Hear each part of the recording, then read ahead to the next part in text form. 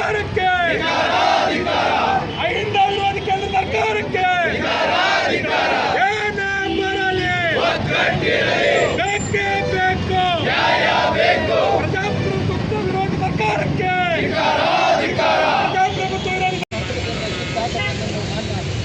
ನರೇಂದ್ರ ಮೋದಿ ಜಿಲ್ಲಾ ಜಿಲ್ಲೆಗಳಿಂದ ಪತ್ರ ಬರೆಯಲಾಗಿದೆ. ಮತ್ತು ಕೇಂದ್ರ ಶಿಕ್ಷಣ ಸಚಿವರಾದ ಧರ್ಮೇಂದ್ರ ಪ್ರಧಾನ್ ಸಚಿವ ಸ್ಥಾನಕ್ಕೆ ರಾಜೀನಾಮೆ ನೀಡಬೇಕು. ದೇಶದ ಯುವಜನತೆ ಭವಿಷ್ಯಕ್ಕೆ ಧಕ್ಕೆ ತಂದಿರುವ ದೇಶದ ಪರೀಕ್ಷೆಗಳಿಗೆ ಅವ್ಯವಸ್ಥೆಯನ್ನು ಸರಿಪಡಿಸಬೇಕು. ಶಾಂತಿಯುತವಾಗಿ ಹೋರಾಟ ಮಾಡುತ್ತಿದ್ದ ವಿದ್ಯಾರ್ಥಿಗಳ ಮೇಲೆ ಲಾಠಿ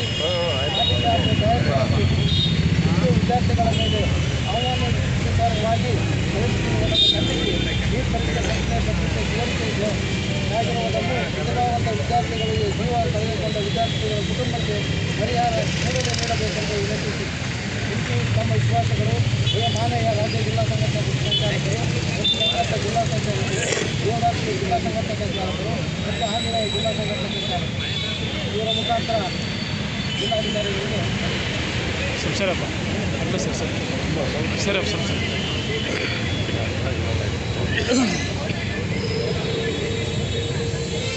ಸರ್ ಇಲ್ಲಿ ನೋಡಿ ಸರ್.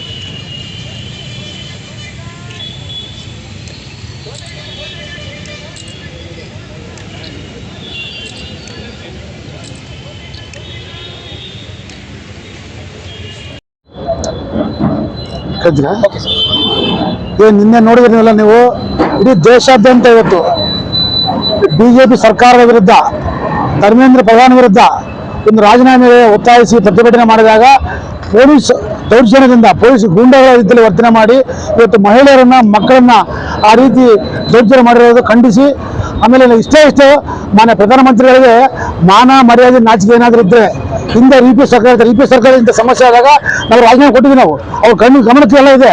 ಆದರೆ ಒಬ್ಬ ಮಂತ್ರಿಯನ್ನು ರಾಜೀನಾಮೆ ಕೊಡುವಂಥ ತೋರಿಸುವಂಥ ವ್ಯಕ್ತಿ ಪ್ರಧಾನಮಂತ್ರಿಯವರು. ಮೊದಲು ನಮಗೆ ಇವತ್ತು ಆ ಪೊಲೀಸ್ ದೌರ್ಜನ್ಯ ಖಂಡಿಸ್ತಾ ಹೋಮ್ ಮಂತ್ರಿ ರಾಜೀನಾಮೆ ಕೊಡಬೇಕು. ಈ ನೀತಿ ವ್ಯವಸ್ಥೆಯನ್ನು ಮಾಡತಕ್ಕಂಥ ಪ್ರಧಾನಮಂತ್ರಿ ಇಬ್ಬರು ರಾಜೀನಾಮೆ ಒತ್ತಾಯಿಸಿ ಇವತ್ತೇನು ಮಾನವೀಯ ಅವರ ನೇತೃತ್ವದಲ್ಲಿ ಏನು ಮಾಡ್ತೀವಿ ಅದನ್ನ ಬೆಂಬಲ ಸೂಚಿಸಿದ್ದೀವಿ.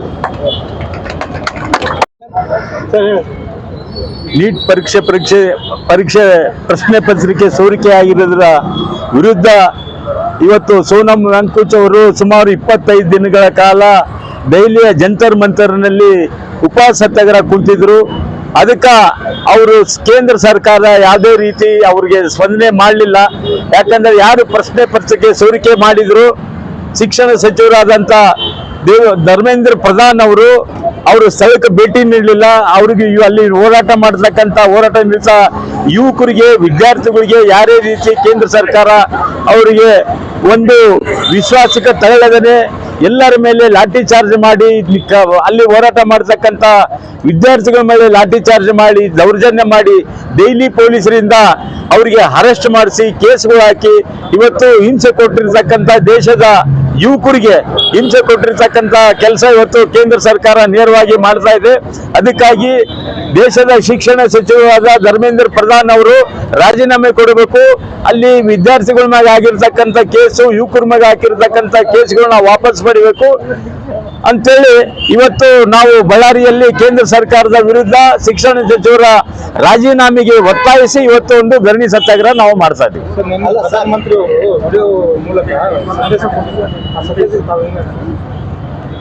ಸಂದೇಶ ಎಲ್ಲ ಪ್ರಧಾನಮಂತ್ರಿಗಳು ಯಾವಾಗಲೂ ಹಿಂಗೆ ರೈತರು ಎಲ್ಲ ಹೋರಾಟ ಮಾಡಿ ಎಷ್ಟೋ ಜನ ಸುಮಾರು 750 ಜನ ದೆಹಲಿಯಲ್ಲಿ ಸತ್ತರು ಕೂಡ ಅವ್ರನ್ನ ಹೋಗಿ ಮಾತಾಡಿಸಲಿಲ್ಲ ಪ್ರಧಾನಮಂತ್ರಿಗಳು.